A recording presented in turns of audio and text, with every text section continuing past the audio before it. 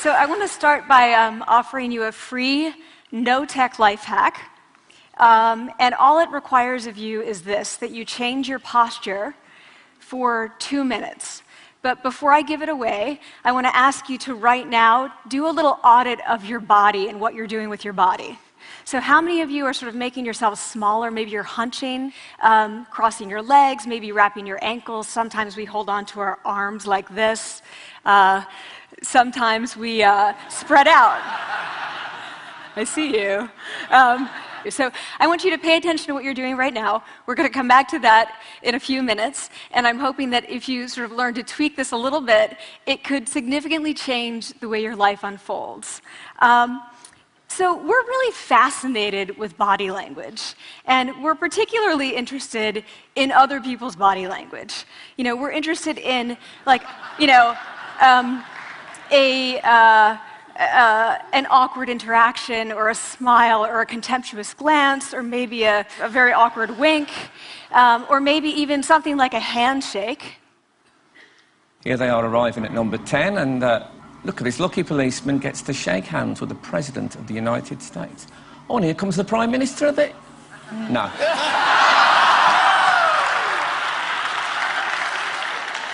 So a handshake, or the lack of a handshake, can have us talking for weeks and weeks and weeks, even the BBC and the New York Times.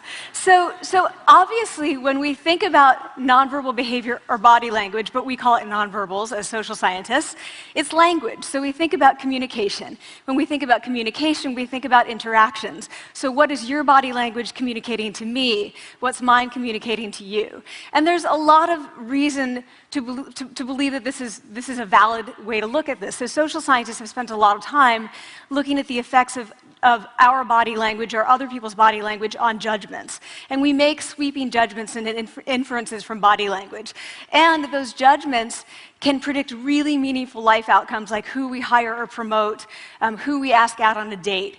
For example, Nalini Ambady, a researcher at Tufts University, shows that when people watch 30-second soundless clips of real physician-patient interactions, their judgments of the physician's niceness predict whether or not that physician will be sued.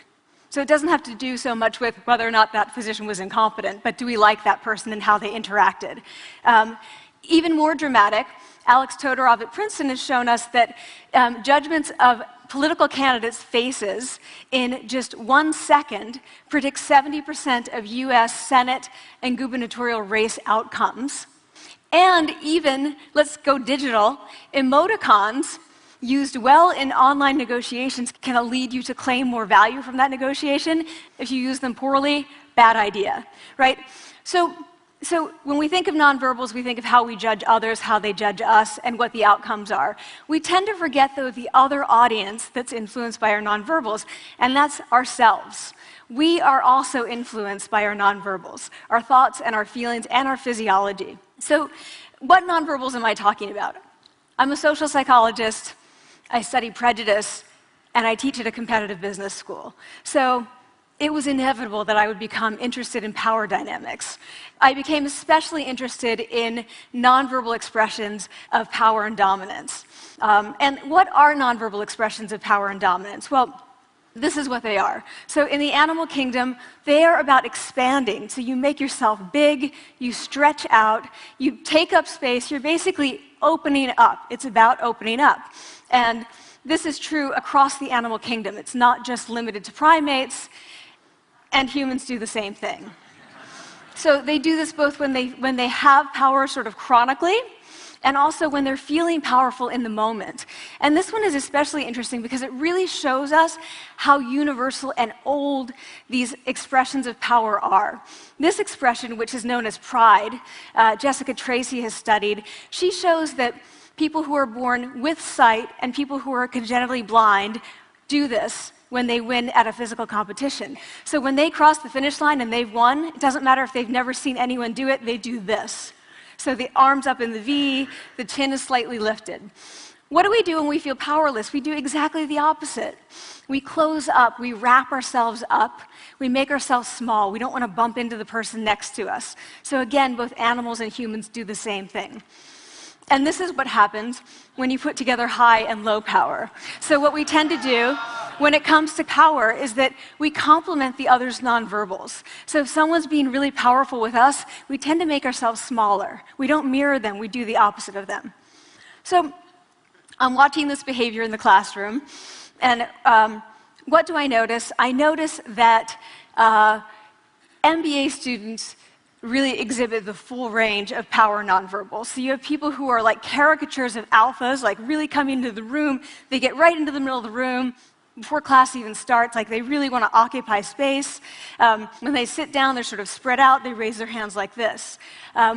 You have other people who are virtually collapsing when they come in. As soon as they come in, you see it. You see it on their faces and their bodies, and they sit in their chair and they make themselves tiny, and they go like this when they raise their hand. I noticed a couple things about this. One, you're not going to be surprised, it seems to be related to gender. So women are much more likely to do this kind of thing than men. Women feel chronically less powerful than men, so this is not surprising. But the other thing I noticed is that it also seemed to be related to the extent to which the students were participating and how well they were participating. And this is really important in the MBA classroom because participation counts for half the grade. So business schools have been struggling with this gender grade gap. You get these equally qualified women and men coming in, and then you get these differences in grades, and it seems to be partly attributable to participation. So I started to wonder, okay, so you have these people coming in like this, and they're participating. Is it possible that we could get people to fake it, and would it lead them to participate more? So my main collaborator, Dana Carney, who's at Berkeley, and I really wanted to know, can you fake it till you make it? Like, can you do this just for a little while and actually experience a behavioral outcome that makes you seem more powerful? So we know that our nonverbals govern how other people think and feel about us. There's a lot of evidence, but our question really was, do our nonverbals govern how we think and feel about ourselves? There's some evidence that they do. So, for example, when we smile when we feel happy, but also when we're forced to smile by holding a pen in our teeth like this, it makes us feel happy. So it goes both ways. When it comes to power, it also goes both ways. So when you feel powerful, you're more likely to do this, but it's also possible that when you pretend to be powerful, you are more likely to actually feel powerful. So the second question really was, so we know that our minds change our bodies. Is it also true that our bodies change our minds? And when I say minds, in the case of the powerful, what am I talking about? So I'm talking about thoughts and feelings and the sort of physiological things that make up our thoughts and feelings. And in my case, that's hormones. I look at hormones. So what do the minds of the powerful versus the powerless look like?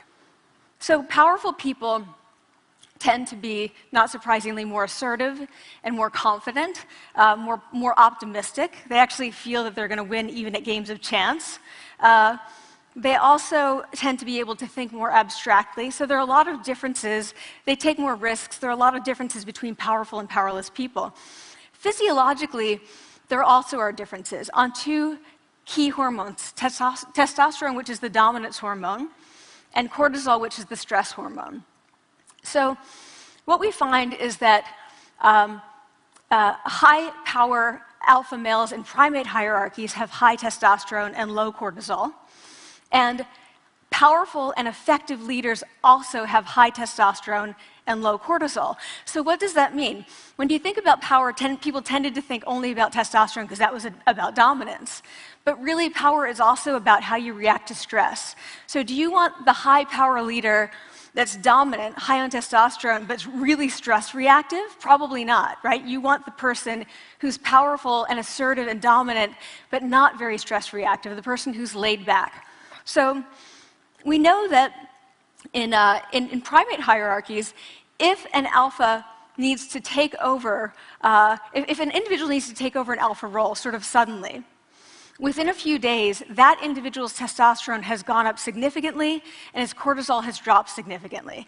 So we have this evidence, both that the body can shape the mind, at least at the facial level, and also that role changes can shape the mind. So what happens, okay, you take a role change, what happens if you do that at a really minimal level, like this tiny manipulation, this tiny intervention? For 2 minutes you say, I want you to stand like this, and it's going to make you feel more powerful. So this is what we did. We decided to bring people into the lab and run a little experiment. And these people adopted for 2 minutes either high power poses or low power poses. And I'm just going to show you 5 of the poses, although they took on only 2. So here's one, a couple more. This one has been dubbed the Wonder Woman by the media. Here are a couple more. So you can be standing or you can be sitting. And here are the low power poses. So you're folding up, you're making yourself small. This one is very low power. When you're touching your neck, you're really kind of protecting yourself. So this is what happens. They come in, they spit into a vial. We, for 2 minutes, say, you need to do this or this. They don't look at pictures of the poses. We don't want to prime them with the concept of power. We want them to be feeling power, right? So 2 minutes they do this. We then ask them, how powerful do you feel on a series of items? And then we give them an opportunity to gamble. And then we take another saliva sample. That's it. That's the whole experiment. So this is what we find. Risk tolerance, which is the gambling. What we find is that when you're in the high power pose condition, 86% of you will gamble. When you're in the low power pose condition, only 60%. And that's a pretty whopping significant difference. Here's what we find on testosterone. From their baseline when they come in, high-power people experience about a 20% increase, and low-power people experience about a 10% decrease. So again, 2 minutes and you get these changes. Here's what you get on cortisol. High-power people experience about a 25% decrease, and the low-power people experience about a 15% increase.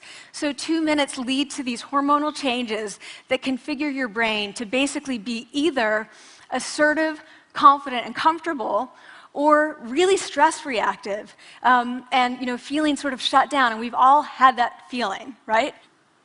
So it seems that our nonverbals do govern how we think and feel about ourselves. So it's not just others, but it's also ourselves. Also, our bodies change our minds. But the next question, of course, is, can power posing for a few minutes really change your life in meaningful ways? So this is in the lab, it's this little task, it's just a couple of minutes. Where can you actually apply this, which we cared about, of course. And so we think it's really what matters, where you want to use this is evaluative situations, like social threat situations. Where are you being evaluated? Either by your friends, like for teenagers, it's at the lunchroom table. It could be, for some people, it's speaking at a school board meeting. It might be giving a pitch, or giving a talk like this, or doing a job interview. We decided that the one that most people could relate to, because most people had been through, was the job interview. So we published these findings, and the media are all over it, and they say, okay, so this is what you do when you go in for the job interview, right? So we were, of course, horrified, and said, oh my God, no, that's not what we meant at all, for numerous reasons. No, don't do that. Again, this is not about you talking to other people, it's you talking to yourself. What do you do before you go into a job interview? You do this. Right? You're sitting down, you're looking at your iPhone or your Android, not trying to leave anyone out. You're looking at your notes, you're hunching up, making yourself small, when really what you should be doing maybe is this, like in the bathroom, right? Do that, find 2 minutes. So that's what we want to test, okay? So we bring people into a lab, and they do either high or low power poses again. They go through a very stressful job interview. It's 5 minutes long. They are being recorded, they're being judged also, and the judges are trained to give no nonverbal feedback. So they look like this. Like, imagine this is the person interviewing you. So for 5 minutes, nothing. And this is worse than being heckled. People hate this. It's what Marianne LaFrance calls standing in social quicksand. So this really spikes your cortisol. So this is the job interview we put them through, because we really wanted to see what happened. We then have these coders look at these tapes, 4 of them. They're blind to the hypothesis, they're blind to the conditions. They have no idea who's been posing in what pose.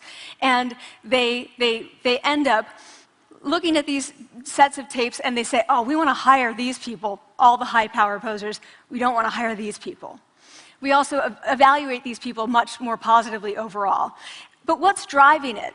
It's not about the content of the speech. It's about the presence that they're bringing to the speech. We also, because we rate them on all these variables related to sort of competence, like how well structured is the speech? How good is it? What are their qualifications? No effect on those things. This is what's affected, these kinds of things. People are bringing their true selves, basically. They're bringing themselves. They bring their ideas, but as themselves, with no residue over them. So this is what's driving the effect, or mediating the effect. So when I tell people about this, that our bodies change our minds, and our minds can change our behavior, and our behavior can change our outcomes, they say to me, it feels fake, right? So I said, fake it till you make it. Like, it's not me. Like, I don't want to get there and then still feel like a fraud. I don't want to feel like an imposter. I don't want to get there only to feel like I'm not supposed to be here. And that really resonated with me, because I want to tell you a little story about being an imposter and feeling like I'm not supposed to be here.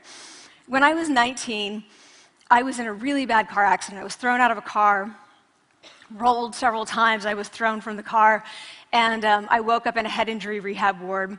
And I had been withdrawn from college, and I learned that my IQ had dropped by 2 standard deviations, which was very traumatic. I knew my IQ because I had identified with being smart, and I had been called gifted as a child. So I'm taken out of college. I keep trying to go back. They say, you're not going to finish college. Like, just, there are other things for you to do, but that's not going to work out for you. So I really struggled with this. And I have to say, having your identity taken from you, your core identity, and for me it was being smart, having that taken from you, there's nothing that leaves you feeling more powerless than that. So I felt entirely powerless. I worked and worked and worked, and I got lucky and worked and got lucky and worked. Eventually I graduated from college. It took me 4 years longer than my peers. And I convinced someone, my angel advisor, Susan Fisk, to take me on. And so I ended up at Princeton, and I was like, I am not supposed to be here. I am an imposter. And the night before my first year talk, and the first year talk at Princeton is a 20-minute talk to 20 people. That's it. I was so afraid of being found out the next day that I called her and said, I'm quitting. She was like, you are not quitting, because I took a gamble on you and you're staying. You're going to stay, and this is what you're going to do. You're going to fake it. You're going to do every talk that you ever get asked to do. You're just going to do it and do it and do it, even if you're terrified and just paralyzed and having an out-of-body experience, until you have this moment where you say, oh my gosh, I'm doing it. Like, I have become this. I am actually doing this. So that's what I did. 5 years in grad school. A few years, I'm at Northwestern. I moved to Harvard. I'm at Harvard. I'm not really thinking about it anymore, but for a long time I had been thinking, not supposed to be here, not supposed to be here. So at the end of my first year at Harvard, a student who had not talked in class the entire semester, who I had said, look, you got to participate or else you're going to fail, came into my office. I really didn't know her at all. And she came in totally defeated, and she said, I'm not supposed to be here.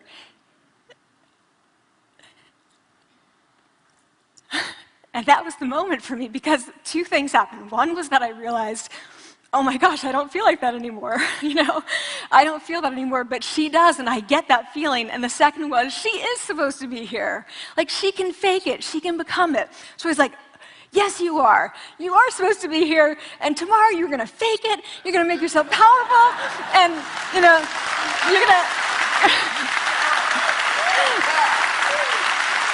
and you're going to go into the classroom, and you are going to give the best comment ever, And she gave the best comment ever, and people turned around, and they were like, oh my God, I didn't even notice her sitting there, She comes back to me months later, and I realized that she had not just faked it till she made it, she had actually faked it till she became it.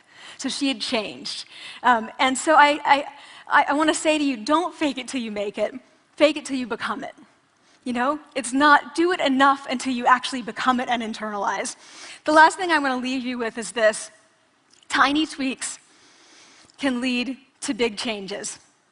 So this is 2 minutes. 2 minutes, 2 minutes, 2 minutes. Before you go into the next stressful evaluative situation, For 2 minutes, try doing this in the elevator, in a bathroom stall, at your desk behind closed doors. That's what you want to do. Configure your brain to cope the best in that situation. Get your testosterone up, get your cortisol down. Don't leave that situation feeling like, oh, I didn't show them who I am. Leave that situation feeling like, oh, I really feel like I got to say who I am and show who I am. So I want to ask you first, both to try power posing, and also I want to ask you to share this science, because this is simple. I don't have ego involved in this. Give it away, share it with people, because the people who can use it the most are the ones with no resources and no technology and no status and no power. Give it to them, because they can do it in private. They need their bodies, privacy, and 2 minutes, and it can significantly change the outcomes of their life. Thank you.